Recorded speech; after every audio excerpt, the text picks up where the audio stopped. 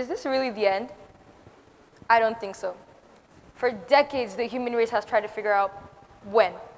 When does it end? And the real answer is, we don't know. The world doesn't know. So that unanswered question creates fear. Subjected to the human mind, fear is a very dangerous concept. It can either make or break a person. My name is Yvonne Idisi, and I'm not here to sugarcoat it. I'm here to flip the table. Fear isn't just some shadow in your closet. It's the voice that tells you, don't try, don't change, don't dream. But what if we flipped it?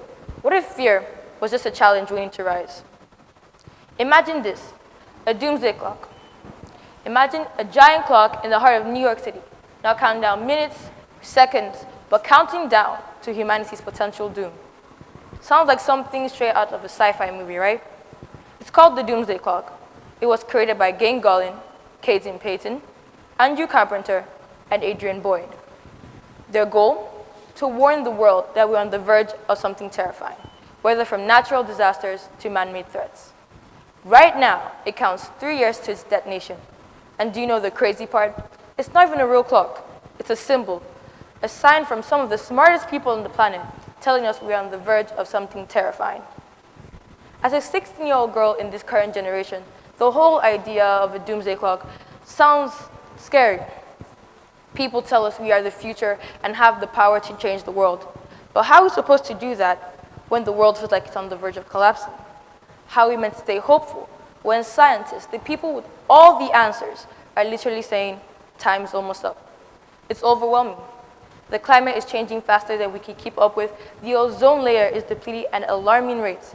And technology is advancing so fast, we don't know whether it's helping us or hurting us. Fear. It's an emotional response to a real or perceived situation. It's your brain's way of protecting you from danger. We face fears in many ways. You can face it by being patient, breathing through it, hyping yourself up. But once you acknowledge your fear, you can name it, own it, and then ask yourself, why am I scared? Then you take small steps into practicing it and facing your fears. Fears only become smaller when you face it. To me, fear doesn't have to be something colossal.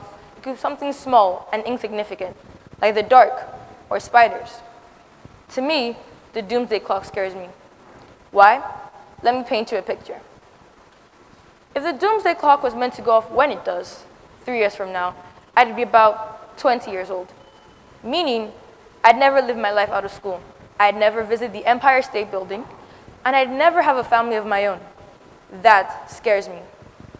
Do you know what else scares me? Failure. Failure is a very common fear, and I'm one of those people who have it. I remember being at the stage of a big school debate. I was up next. I kept thinking to myself, what if I mess up? What if I mess up? It got to my turn, and I did. I blanked out mid-sentence. I didn't know what to say. I wanted to disappear in that moment. Then I took a breath, and I continued going, and I walked off with my head high. That was my fear. I had faced my fear. And then I realized that my fear didn't break me. It built me. So if I can face my fear, why can't you? Throughout history, humanity has overcome massive challenges by facing fear head-on. The Cold War brought us to the brink of nuclear wars. Yet, the ozone layer was depleted at alarming rates. But when the world came together to ban harmful chemicals, it started to heal. Over time, facing the unknown doesn't mean ignoring it. It means acknowledging it and using knowledge and action as a course of weapon against it. So as terrifying as the unknown may be, maybe the best way to fight it is to refuse to look away, to learn to speak up, and remember that even when the clock is ticking down, we still have the power to change things and turn things around. Thank you.